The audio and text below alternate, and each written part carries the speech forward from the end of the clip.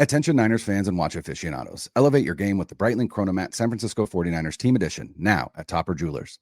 Celebrate the NFL's 104th anniversary with a Swiss-made timepiece that blends sophistication with sporting capability. Introducing the Breitling Chronomat, crafted in honor of the San Francisco 49ers. This 42mm marvel features a striking crimson and white dial that's finished with the iconic red and gold 49ers logo placed prominently at 9 o'clock. Limited to just 104 pieces, this special watch showcases your team spirit with distinctive colors and logos. Powered by Breitling's in-house B01 chronograph movement, it combines precision with a bold design. And with a 70-hour power reserve, 200 meters of water resistance, and a sapphire crystal, it's built for both action and elegance. Catch this exclusive piece at Topper Jewelers, where tradition meets the thrill of the game. But you'll want to hustle, because once these 104 pieces are gone, they're gone forever. Discover this 49ers edition, as well as other iconic Breitling watches, like the legendary Navitimer and Mighty Super Ocean, now at Topper Jewelers. And while supplies last, mention this ad to receive a special gift with your next Breitling order. This Halloween, ghoul all out with Instacart. Whether you're hunting for the perfect costume, eyeing that giant bag of candy, or casting spells with eerie decor, we've got it all in one place. Download the Instacart app and get delivery in as fast as 30 minutes. Plus, enjoy $0 delivery fees on your first 3 orders. Offer valid for a limited time. Minimum $10 per order. Service fees, other fees, and additional terms apply. Instacart, bringing the store to your door this Halloween. It's time to get in the zone. Time to get in the zone with the 49ers web zone. This is the No Huddle Podcast with Al and Brian.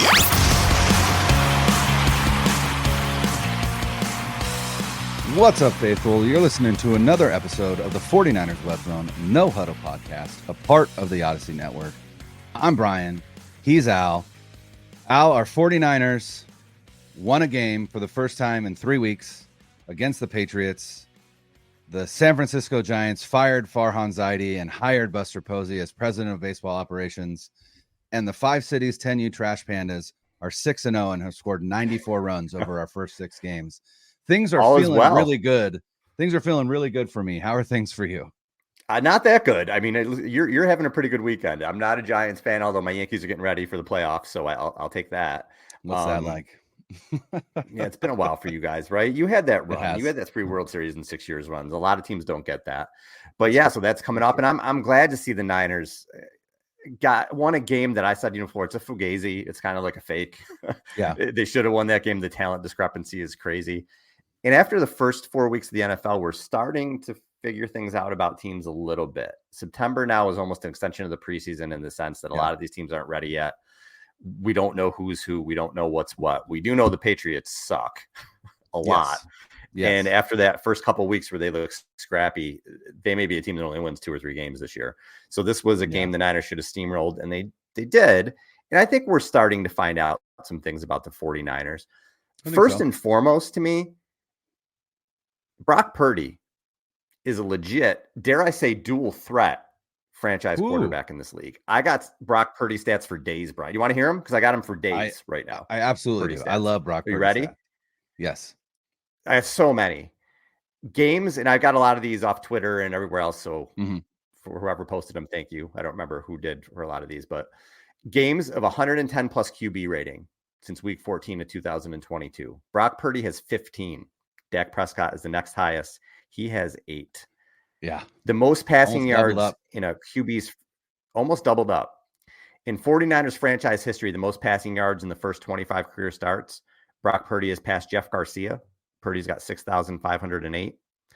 Highest passer rating through a QB's first 25 starts since 1970. This is for the entire league. Brock Purdy's at 112.6. That is the highest. Mahomes was at 112.5. So he is. That's my favorite one. That's my favorite Don't you love it? That 0.1. 1/10, but still higher, baby. I'll take it all day. And then Kurt Warner's third at 106.2. So those guys it's a pretty big discrepancy. Right. Yeah. Back to franchise stats. Purdy, 69% completion is the highest ever through first 25 starts. Montana's next with 63%. 47 pass TDs, the most ever in franchise history. Garcia's next with 41. And the highest passer rating for 25 career starts for the franchise. We said Purdy hit at 112.6. The next closest for the Niners is Colin Kaepernick, 93.4 over his first 25 starts. Now, the thing about Purdy last year was he led the league in all these statistics, right? And well, can he really do it again? Well, he can, because after a quarter of the season, I know it's early, but it is a quarter of the season. He leads the NFL in passing yards. He leads the NFL in yards per attempt with 9.3. He leads the NFL in net yards per attempt at 8.26. His QBR is 73.4, which doesn't lead the NFL, but it's still very, very good because he led the NFL last year at 72.8. So obviously there's people who are all over the place right now after 4 games, but if he sustains that, obviously that's still very good. And that's what he's been playing at. That's what he's been doing his whole career, that type of QBR. Now this is from Rich. I'm going to mess up your last name, but it's Rich, Hribar. I saw this on Twitter today. Brock Purdy has 37 completions on throws of 10 plus yards downfield, 11 more than the next closest quarterback. The guy they were calling Dink and Dunk last year. Shows you people have no idea what they're talking about. He has 231 more passing yards on those throws than the next closest passer. And he's completing 66.1% of those passes. The league rate is 46%. Insane. And our buddy John Chapman posted, he was leading the league in passing yards and yards per attempt, like we said. He's also leading in deep completions with 9, deep passing yards with 292. Deep passes dropped. So there could be even more big plays here if they were holding on to the ball. He is making so many plays with his legs. Yesterday, he was just chucking the ball downfield. It looked like the 70s Raiders, man. He was just winding up and he had time and just throwing it downfield in big plays to Jennings and to Debo. It's great to see. What do we know 4 weeks in the season? Not a ton, but we do know this. Brock Purdy is a legit franchise QB. Yeah, and again, he's leading the league in passing yards, while his backfield mate Jordan Mason leads the league in rushing attempts. So again, it's not like with CMC out that the 49ers have really kind of shifted to, all right, Brock, you got to carry us. Mm-hmm. Again, Jordan Mason has 91 rushing attempts. So they're still running the ball consistently. And you know, it's just, I think, and honestly, it does feel like the narrative is starting to shift, and it really feels like you just can't, in good faith, you cannot continue to downplay what Brock Purdy has done. There's just too much now, too much on film, too much experience now, right? First 25 games, you know, it's not a small sample size anymore. The guy is just a good quarterback. And, you know, would he be this successful in another system? No way to know, but it doesn't matter because this is the system that he's in. So, we kill quarterbacks all the time for being shitty in good systems. He's not. He's great in a good system. And kudos to Brock for, you know, really just playing his game. You know, that's the one thing that I appreciate is despite all of the, you know, all of the narratives surrounding him, despite the chatter, despite all of it, he just goes out and he plays his game and he plays within himself. He doesn't try and do too much. He does what is asked of him. He will, you know, he will make off schedule plays, which is something that was missing in this offense with Jimmy Garoppolo. And I think that's the biggest thing for me is he is better than Jimmy Garoppolo without the ad-libbing. And now when you add in his ability to make plays out of structure or make plays, you know, when something breaks down, you know, again, it has taken the offense to another level. And, you know, we said last week, this team is going to have to be led this season by their offense. And the New England Patriots are not a good football team. We know that. They're not a good offense. So our defense played really well. But I would argue that while they're not one of the better defenses in the NFL, they're still a decent defense with some talent, and I think they'll get better as the season progresses. And Gerard Mayo is a defensive-minded head coach. But they put up 30 weird decisions in this game to me. Especially on that first drive when it's 3rd and 3. Mm-hmm. I run the ball twice. They're trying to say, well, who cares? Right. You're punting away, and I think it ended up being 4th and 3. But you're punting away in your opponent's territory when you're maybe going to win 3 games this season. He made some weird decisions to me. You know, and you know, we'll get to the defensive side of the ball, but you know, 30 points a game is what we came to expect from them last season. And there's no reason why we can't expect that again this season, even with CMC gone for what appears to be a large chunk, if not the majority of the regular season. But, you know, you still got Debo, you still got Ayuk, you still got Kittle. Mason has filled in more than admirably. This team is still really, really, really dangerous on offense. And I think, like I said, you know, I think they needed to find a little bit of traction, and you get that in a game like this, and that's fine, you know, because you've got two difficult interdivision games coming up, and then you've got a Chiefs team that, you know, is your nemesis. So you know, if they didn't score 30, I think we would have been on here going like, what, you know, what's going on? Why weren't they able to get 30 on this team? So you know, it allows us not to have to, you know, make conjecture, try and figure out what's going on. And it was just good to see. And you know, I would like to say that, you know, the previous 2 weeks, right, I coach softball on Sundays, so I haven't gotten to watch the games live. But what I do know is that I did not wear a 49er shirt underneath my coaching polo the first 2 weekends, and they lost. So I changed my mojo up, wore that black Tecmo Super Bowl 49er shirt under my polo, and they kicked the shit out of the Patriots. So you're welcome. You're welcome, Faithful. You're welcome. I did my part. We thank Brian Renick for this win. You know, the biggest thing with Purdy is the biggest criticism. Well, he's got all these playmakers around him. He's got all this stuff around him. Well, McCaffrey has not been there. So, well, I didn't make it do with Christian McCaffrey, which is total bullshit, because it's not like the Panthers had this dynamic offense when he was on the team with them. Obviously, McCaffrey's great, but you know, it takes a good quarterback to kind of stir the drink or whatever. You've seen it this year. He's had injuries all over the offense. McCaffrey hasn't been there. Debo's missed time. Kittle's missed time. They're still banged up. Those guys are not 100%. And Brandon Ayuk has, what do we know so far is that Brandon Ayuk has not been Brandon Ayuk yet this season. Hopefully he's going to get there, but 13 catches for 167 yards and no touchdowns. It just goes long portions of the game where you're like, is he even on the field? And I understand people are going to say, can I ask you a question about Brandon Ayuk real quick? Yeah. Right. Did you see kind of the firestorm on social media about the short skate? Yeah. Yeah.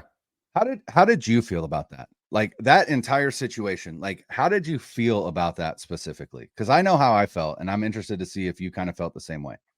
I tend not to give a shit about that stuff that much. Where I think I don't know the specifics of it. I didn't pay that much attention to it. He wore the wrong shorts. I don't know if he had a brain fart. I don't know if he was like, I just want to wear these shorts, and he was being a dick. I don't have any idea. Right. I don't know. What I think of the situation is that everything Brandon Ayuk is going to do from this point forward, or don't do, is going to be magnified. Yeah. Going to be under microscope. Every single thing. And that was just another part of it to me. If I keep saying, if you're going to pull that shit, and then even coming at the end of the season after you sign and say, yeah, I was dragging my feet, and you come out and you don't play well and things like that happen, you are going to be under a microscope. And now you have people calling him, this guy's a diva. Steelers fans are going there, I'm glad we didn't get this guy. Right. He's doing a lot of it to himself. If he plays well and starts to put up big numbers, it'll go away slowly but surely. But right now he's not. He's a lightning rod. And he did it to himself. Did the Niners play a part in it? They played a part as well. I'm sure there was enough blame to go around on both sides. But what Ayuk did with the way he's on social media with the Redskins practice, the Commanders practice, and he's saying this and he's saying that, and he's dragging his feet, and there's all these rumors, and he doesn't want to go to the Patriots. He doesn't want to go to the Browns. He wants $30 million a year. Well, now you better come in and play like a $30 million receiver, because you know who is playing like a $30 million receiver? Jauan Jennings. Yeah. And that was making what, 3.5 million or whatever he's making a year. It's not a lot. You know, I as anybody that listens to this consistently knows, I pounded the table all off season. They need to sign Brandon Ayuk. They need to give him $30 million a year. Like I was 100% on board. This was to me, that incident at practice was the first time where Brandon Ayuk lost me a little bit. And to me, it's there were people who were like, why are we making this a big deal? It's just a pair of shorts, whatever. But to me, it's not, it's less about the shorts. Like, I don't give a shit about the shorts. It's like you like putting yourself above the team, right? Like everybody else is out there in black shorts because that's what you guys wear on those days. And so and then not only that, but to have the black shorts on underneath the red shorts, like you were already planning on having to take those red shorts off. Like what was the point? Like, were you trying to make a point? Like, I just don't, it didn't sit well with me, just specifically when it came to like, just essentially thinking that you're better or different than anybody else on that team. That's what was frustrating to me. And I think that's probably, nobody knows what Kyle Shanahan said to Brandon Ayuk. I think it was Grant Cohn that had kind of a minute long clip or whatever of the exchange. And you could tell, I don't know that Kyle Shanahan was heated, but it certainly looked like Shanahan was a bit annoyed by the end of it.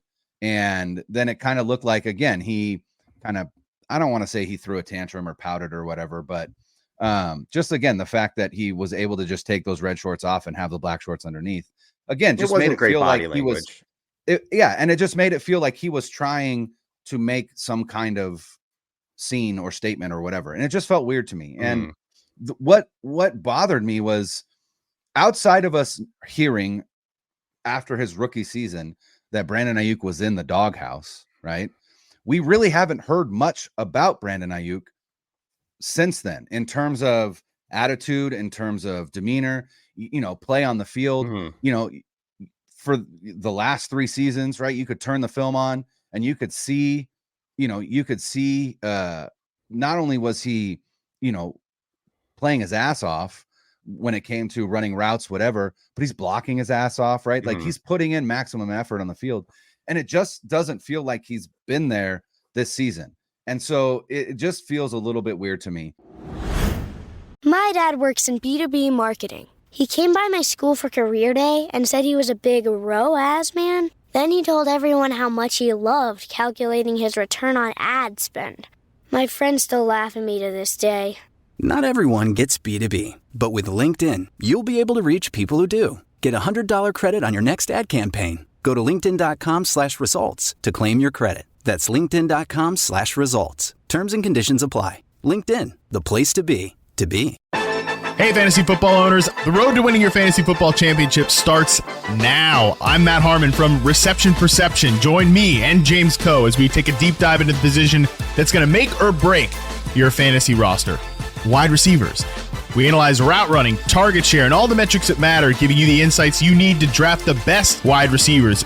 As you prep for your draft, let us give you the coverage you need. Follow and listen to Reception Perception on the free Odyssey app or wherever you get your podcasts.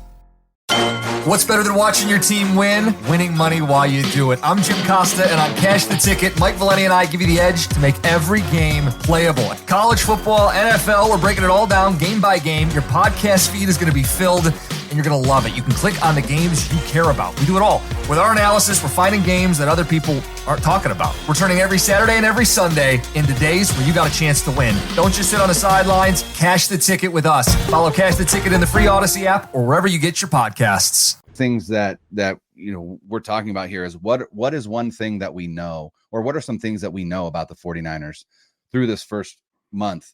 And you brought up his name earlier. What is wild to me is what we know right now through the first 4 weeks is the best wide receiver on the 49ers right now is Jauan Jennings. And that's wild to me. Yeah, that's fair to say. Because Brandon Ayuk and Deebo Samuel, between the two of them, are making about $55 million between the two of them for this season. Again, an average annual value. And Jauan Jennings is, like you said, making $3.5 million or whatever. But I think unequivocally through the first 4 weeks, Jauan Jennings has been the best wide receiver on this team. And I think he was the best wide receiver on the field yesterday as well. When you look at catch percentage for the Niners receivers and what catch percentage is, it's your receptions divided by your targets. Kittle's at 88.2%. Jennings is at 77.8%. Juszczyk is at 70%. Deebo's at 66.7%. Ayuk is at 52%. I went back and looked at last year. Deebo's similar to what he was last year. Ayuk was at about 72% last year. So it's been a lot worse with Ayuk. Jennings, he's got 21 catches on 27 targets for 364 yards. Coming into Monday Night Football, he's third in the NFL in receiving yards. The two guys ahead of him are Malik Neighbors, who has 386, and Nico Collins, who has 489. Neighbors has 52 targets. Collins has 43 targets. So wild. Neighbors has almost double the targets that Jennings does. Mm-hmm. Collins has a lot more targets. Collins also has a lot more yards. Collins is having an amazing season. But Collins is one of those guys who got paid, and he's playing like a number one receiver. Yeah. Yeah. And he got paid on Jefferson, excuse me. Justin Jefferson got paid. He's playing like Justin Jefferson. CeeDee Lamb got paid. He's still putting up big numbers. All these guys came back in now. Monter St. Brown maybe had one, I think his first game of the season he wasn't good, but since then has 2 games he's been himself again. Ayuk needs to do that. He needs to come in, and I thought they were going to feature him in this game. I was a little surprised that they didn't. He had that early catch that was a long one. I said, all right, this is going to be an Ayuk game. Like, he's going to get 4 or 5 passes. And I think on Purdy's interception, I think he did try to force him the ball in the end zone. It looked that way to me. Whether that's, again, just to get him a tutty or whatever, I have no idea. But he definitely forced the ball. But until he has a couple breakout games, the fans aren't really happy with him right now. The fan base is not. So it's going to keep happening for him. I will say this, right? Part of why Jauan Jennings has had the season that he's had is because teams are they're going into the game going, we're going to stop Brandon Ayuk, right? He's been the focal point of who the defense is trying to stop in the passing game. And even if you throw on the film against the Rams, right? Ayuk did not have a good statistical game, but oftentimes Jauan Jennings was wide ass open because the Rams were doubling Brandon Ayuk. So, when it comes to judging how a wide receiver is affecting the offense, it's not always just counting stats, right? Like, we can't just look at counting stats, but as a casual fan, that's what you're going to look at. And even as a fantasy football fan or whatever, you're watching the game and going, Brandon Ayuk is not getting catches. Brandon Ayuk is not getting targets. I mean, he's getting targets, but he's not, he's that's not getting the point. catches. Right. You just hit on it. Yeah. And so for a casual fan, they don't give a shit if he's open on film. Right. Like, the casual fan is looking on this saying, this dude hasn't more than 48 yards in 4 games. So people can show clips on Twitter and be pissed and say, like, hey, look, he got open here. Most of the fan base isn't on social media looking at game film. They watch the game on Sunday and then they do what the hell they're going to do. And they're like, a $30 million receiver's got 168 yards this year. That's what a lot of the casual fans, it's how they watch football. My father's 70, today's his birthday, actually. Was he 71, 72 years old? I'm sorry, happy birthday, Papa Sacco. But he doesn't give a shit about film. He's an old school football guy. He's a Colts fan. He's like, Anthony Richardson can't throw the ball straight. I don't give a shit about why. Just throw the ball straight. Like, a lot of people aren't, I'm Steven Ruiz on the Ringer, and I'm going to go tell you why Trevor Lawrence doesn't suck because I looked at the film. Trevor Lawrence sucks. Okay? Like, stop trying to make Trevor Lawrence like he sucks. Maybe someday he won't suck, but right now he sucks. So there's this derivative of fans that looks at film and is on Twitter and all these other things. And there's a large portion of them that don't give a shit. They just want to watch the game on Sunday and they want their $30 million receiver to have 100 yards and a touchdown. Right. Sorry. It's not fair maybe, but that's life.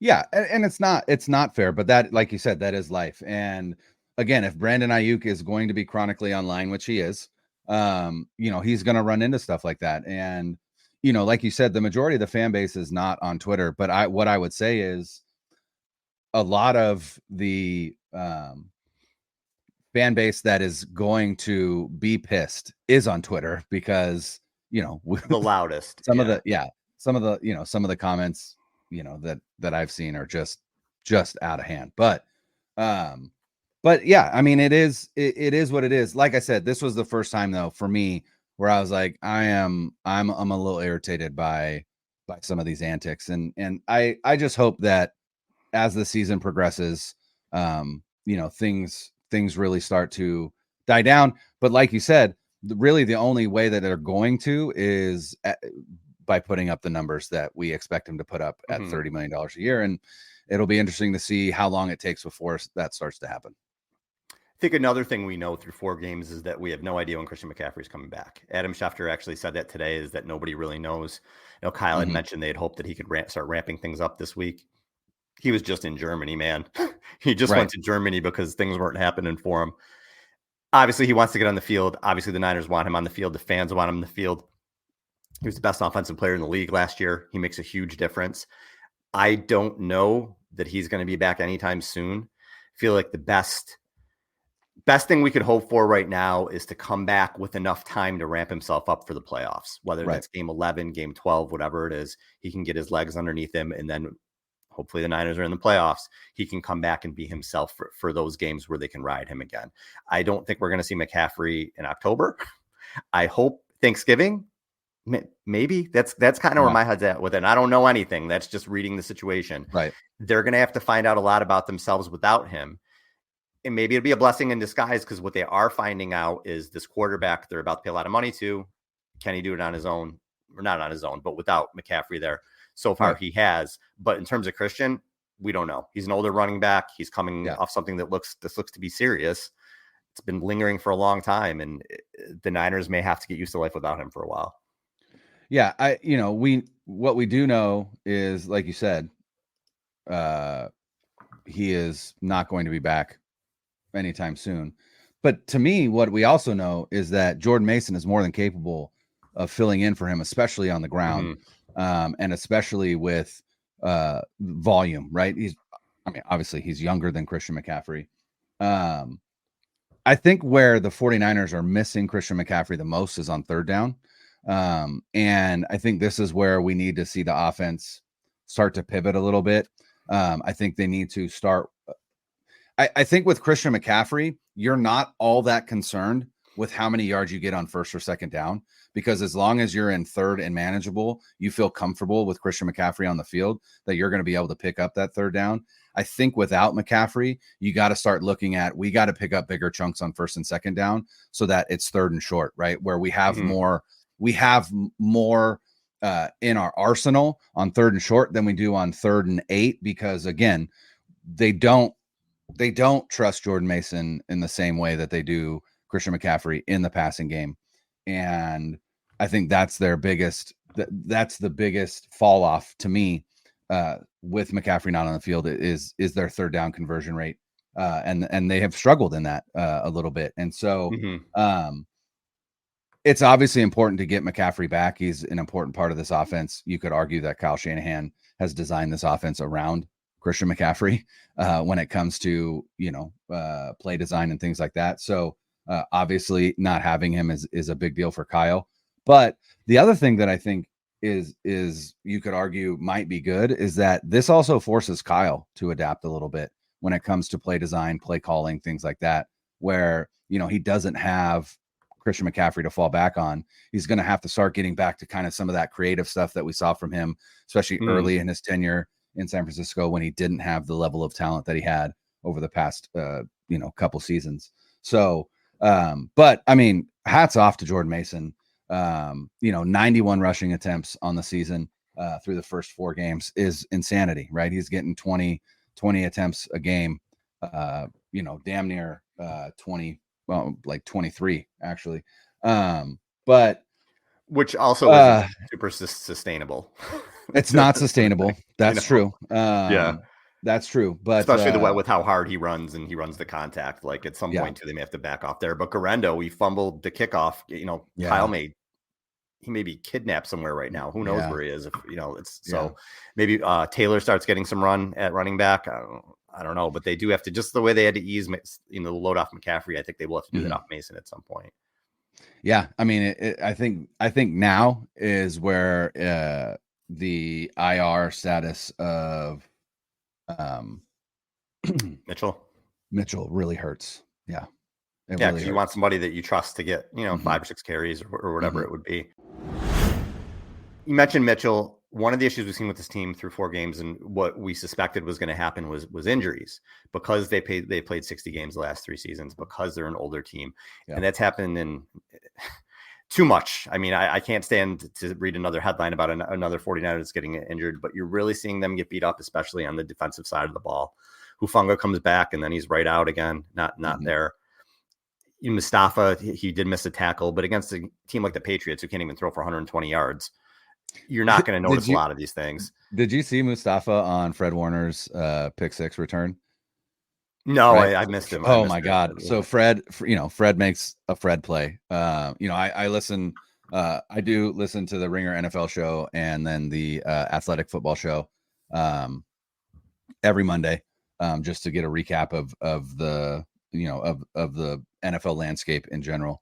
But both podcasts couldn't stop talking about Fred Warner and Deontay Lee, who is a part of the Ringer NFL show. He coaches high school football.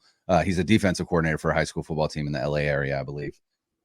But he was basically like, we're not that far away from talking about, Fred Warner being in conversation with some of the best ever to play the position. Oh yeah. And just talking about kind of how the unicorn status of what his body is for the position as well is part of it for him. He's very long for a middle linebacker. He's 6'3". And so, but they were talking about that interception, but then I saw a clip of it, and you see Fred leap in the air, and then he gets up, and then you see Mustafa just tear past him and absolutely blow up number 71 on the Patriots as a lead blocker. It was incredible. Absolutely decleated an offensive lineman. Just an absolute just bowling ball of a safety. And I love that about his game. And I do think we're going to start seeing more of him. You have very much like Hufanga in his first year. You are going to have to, I think, accept some lapses in the mental part of his game, but you are sacrificing that for just the physicality that he brings to the field. And I think, I think that is something that is needed on this defense, especially, with Greenlaw not being there. Like, they need somebody that is kind of that enforcer, if you will. And Mustafa seems to fit that bill. So I'm hoping to see a little bit more of him on the field. Yeah, I think he's going to eventually be a player. He's a rookie. He's going to get exposed at times this year, sure. Which again, when trying to win a Super Bowl is a little bit scary. But when you mention Warner right now, he's got the hurt ankle. He didn't play in the second half. Yeah, that's terrifying because he's been the best player on the field, like without question. I think he's the defensive player of the year through the first 4 weeks. Through 4 games, I would agree with that. Yeah. And what people say, well, off the ball linebackers, how much of an impact do they make? You don't really notice them. Makes a huge impact. And even you don't notice a lot of these guys, even when they're playing well. What's the Saints name? Demario Davis, is that his name? They're phenomenal player. How many fans even know who he is or notice him when he's doing a lot of things, but it doesn't always pop out on the TV screen. Fred Warner pops out on the TV screen. Fred Warner eliminates the middle of the field for teams. Yes. He eliminates the middle of the field single-handedly. Changes the game. Teams. And think of what he's done for the Niners this year. Just 3 forced fumbles, 2 interceptions and a touchdown in 4 games. I agree. I think through 4 games, he's the defensive player of the year. He is the best, and it's not even a question. And you always feel like you talk about Bosa like this. Well, Bosa, no, right now Warner is the best. Warner's the best player on the team. Warner might be in the conversation for the best player in the league. Honestly, through 4 games, the first 4 weeks, we're not even talking about best defensive player or best player in the Niners. The best player in the National Football League, Fred Warner, is in the conversation. He's been that good and made that much of an impact through 4 games. Now, if he misses any time, oh my God, let's just hope whatever his ankle is good. So now you got Jordan Elliott, who they said it's not an ACL, but you needed him to step up with Javon Hargrave out. And now he hurts his knee, and you don't know how long he's going to be out for. Eventually, this interior. Curtis Robinson looks out for the season, right? It was a serious injury that he had. ACL. So now you have this interior of the defense. And Sammy O is a great story. I love Sammy O forcing the fumble and getting fired up. Big Sammy O guy. Kevin Givens has 2.5 sacks. It was the Patriots who may have the worst offensive line in the NFL. Crazy bad. But they made big plays and good for them. But moving forward, as you get into these better teams, if Elliott's out a long time, you're not going to have Hargrave. That interior is scary, and that's where they can really get hurt. And if they don't have Fred Warner for any, even if it's 1 week, you're going to see it, especially without Greenlaw there. So the injuries eventually this week, I keep saying you can't look at this week against the Patriots and take anything away from it. The Niners are so much more talented than them. The Patriots are awful. The Jets have sucked in like every game, and they dog walk the Patriots. I can't. The Jets just lost 10-9 to the Broncos. To the Broncos. So QB who threw for 60 yards. Cannot put into words how bad the Patriots are, especially their offensive line and on offense. So it's great. You expect the Niners to take care of business. They did. You know, it wasn't always the prettiest thing in the world, but they took care of business. Now we're going to find out in the weeks coming, how much do these injuries take a toll? Do they have the right guys to step up and be able to plug the holes of a Hargrave and a Greenlaw? Because you're going to start to see it with some of these better teams. Yeah. I still don't know who the Cardinals are, but they're a team that's always given the Niners problems. So especially with Kyler Murray running around. So yeah, we're going to find out. We're going to find out. Yeah, that's my biggest concern coming into next week. And we'll preview that game later this week. But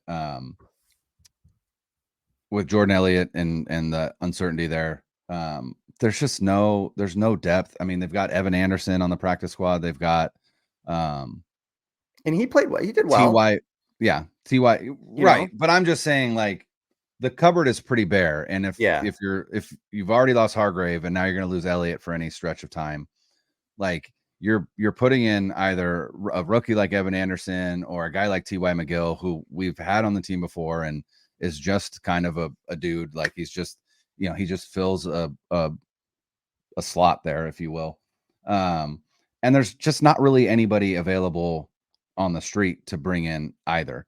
So unless they're looking to make a trade by the trade deadline to try and fill in, right? Because again, Hargrave done for at the very least the regular season. No idea with Elliott's injury. I'm sure we'll learn more either later today or tomorrow. But you're at a certain point, it's just a war of attrition, and you're going to face a Cardinals team that was able to run all over you last year. And you're worse now this year on the defensive line. And so that's a scary proposition. Because again, I said it already, this team has to be led by their offense, but if the defense can't stop the run, then the game plan going into any game against this 49ers team is run the ball, choke the clock, don't give them more than 5 or 6 possessions, and you might be able to win because you keep the 49ers offense off the field. So that is hands down my biggest concern moving forward. Yeah, it's going to be, I wanted to come out of this game feeling better than I did, but I also knew the whole time I was watching, unless they lose or look terrible, right, then you sound the alarms. But everything that was happening, it's like, all right, this is supposed to happen. Like this should be happening. Supposed to do this, right? This should be. If you're even a playoff team, you're going to destroy the Patriots. But what I did, like, I liked Brock going downfield in the game. I liked that Mason was Mason. I liked that some of these young guys did make an impact, and even the older Malik Collins had a sack and a half. But again, we just have to see more moving forward. But it's the Niners as they are right now, because they're so injured. It's going to be tough, man. And again, I'm not saying they're not going to make the playoffs. They have enough talent to get to 10-7 just from having that kind of talent. I really believe that. Right. But the bye, 12, 13 wins, a long playoff run, not when they're this injured. So we'll know more. A week from now, I think we'll be able to come and say we know a little bit more about this team after seeing how they play against the Cardinals, who have a pretty exciting offense and have James Conner and have Kyler Murray, and we'll start to find out.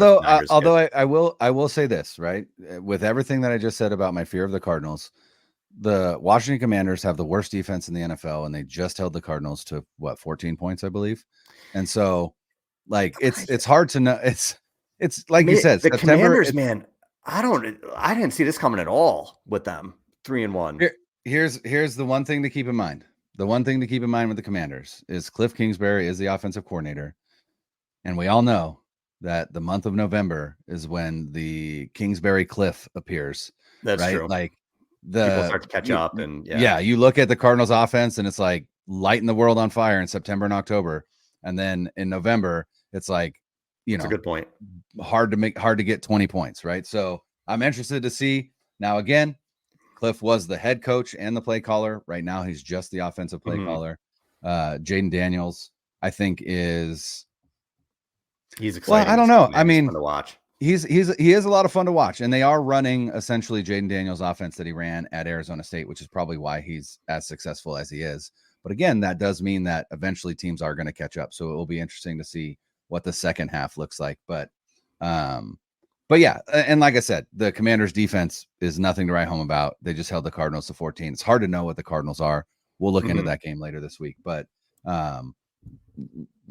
All we can go on is that how the Cardinals played the 49ers last year. And I don't think this Cardinals defense is good enough to hang with the 49ers offense. But like I said, if they're gonna run the ball as well as they can against a 49ers team that looks like they're struggling to stop the run, especially with the injuries along the interior of the defensive line, it could just be a time of possession game where the 49ers just don't have enough possessions to pull out a victory, but we'll see.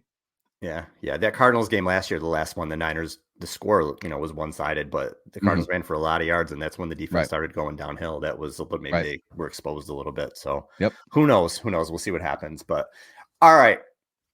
Well, what do we know, Brian? I guess what we know some things, but overall, there's still a lot to find out about the Niners and the NFL, but that's what makes it fun. And if you're watching the Monday night game tonight, let's hope the Seahawks get their asses kicked and get the first loss of the season. And go from there. Cause right now, I think the only team that really, they're probably it. I don't see the Rams coming back in the NFC West, not with those injuries and winning a lot of games. Cardinals, exciting. But again, how many games are they really going to win? 7 or 8. So let's start chalking some losses up for the Seahawks, hopefully starting with this game on Monday night. So, all right. Great. I think that's all we got. Subscribe, like, wherever you get your podcasts on YouTube. If you're on YouTube, subscribe to 49ers Web Zone. We're on here too. We record these live, and then they're there if you want to watch them, listen to them, whatever you want to do. But we appreciate you guys. For Brian, I'm Al. Later. Let us on 3. 1, 2, 3.